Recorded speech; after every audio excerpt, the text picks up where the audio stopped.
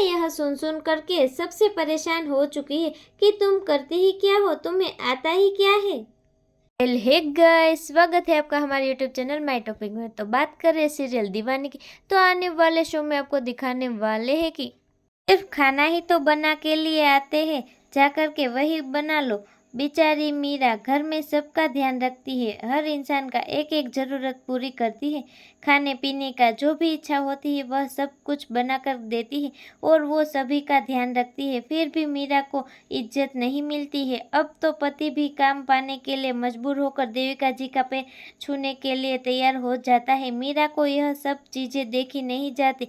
मीरा सोच लेती है कि मेरे पति आज इसलिए इतना ज्यादा परेशान है क्योंकि उनके पास कोई काम नहीं है और मैं भी घर में सिर्फ सबका ध्यान रखती हूँ, फिर भी मुझे इज्जत नहीं मिलती और बाहर में मेरे पति को उसकी कमजोरी का फायदा उठाया जाता है। मीरा को देविका के बारे में अच्छे से पता चल जाता है।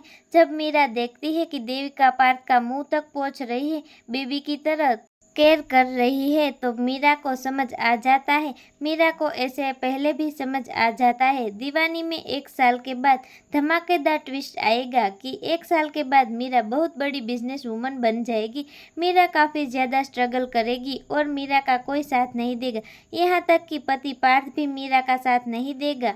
उसके बाद देविका जी से बदला लेती है और देविका की कंपनी खरीद लेती है और पार्थ से कहती है कि पार्थ जी अब और क्या देविका जी के साथ काम कर रहे हैं, अब तो मैंने कंपनी खरीद रखी है। और तब पार्थ मीरा के साथ में आ जाता है और मीरा से माफ़ी भी मांग लेता है और कहता है कि मैं मजबूर था, मुझे देविका जी को मनाना ही पड़ा क्योंकि मेरे पास कोई काम नहीं था और मुझे वहाँ पर लग रहा था कि मेरा यहाँ पर करियर बहुत अच्छा है। लेकिन जब देविका जी मेरे करीब आने लगी तो मुझे भी समझ में आ गया और मैं धीरे धीरे देविका जी के करीब आ गया, मुझे माफ़ कर दो। मीरा कहती है कि दादी ने मेरी बहुत मदद की है, इसलिए मेरे साथ दादी रहेगी और मैं दादी के साथ बहुत ही खुश हूँ, इसलिए आप मेरे साथ मत रहिए। आगे देखना काफ़ी ज़्यादा इंटरेस्टिंग होगा कि क्या मीरा पार्थ को माफ़ कर पाएगी या नहीं। जानने के लिए जुड़े रहे हमारे साथ, हमारे चैनल माय टॉपिक के साथ। अगर हमारी चैनल अच्छी लगे तो लाइक, शेयर और सब्सक्राइब करना ना भूलिएगा।